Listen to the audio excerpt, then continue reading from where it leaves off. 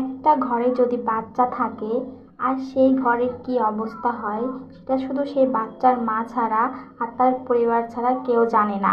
বিশেষ করে মাই সবটা দেখে। দেখুন আমার রুমের অবস্থা কি। হ্যালো এভরিওয়ান, আসসালামু আলাইকুম। আজকে আমি নিয়ে আসলাম আপনাদের মধ্যে নতুন একটা ব্লগ। আমার মেয়ে সারা দিন দৌড়াদৌড়ি করে, ও খুবই চঞ্চল। দেখুন না আমার রুমের অবস্থা কি করছে। সারাদিন আমি রুম ঝাড়ু দিই, তারপরেও আমার রুমটা এরকমেরই থাকে সব সময়। এখন একটু ঘুমাইছে তাই আমি সব কিছু পরিষ্কার করে নিলাম। তারপর এখন আমি চলে যাব গোসল করতে। আসলে আজকে আমার শরীরটা খুবই খারাপ ছিল, গোসল করতে পারিনি সারাদিন।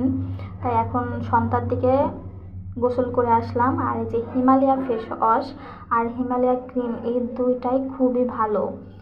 এটা আমার স্কিনে খুব ভালো শ্যুট করে, এই কারণে আপনাদের সঙ্গে একটু শেয়ার করলাম, আপনারাও ইউজ করতে পারেন। সারাদিন কাজ শেষে এখন পুরো শরীর ক্লান্ত, একটুও ভালো লাগছে না। এই সারাদিন মেয়ের পিছনেই সব ছুটাছুটি করতে হয়। আসলে মায়েদের যে কষ্ট মা ছাড়া অন্য কেউ বুঝে না। আজকে আমার ব্লগটি এই পর্যন্তই। সবাই ভালো থাকবেন, আল্লাহ হাফেজ। আর সবাই বেশি বেশি করে আমাকে সাপোর্ট করবেন। ধন্যবাদ।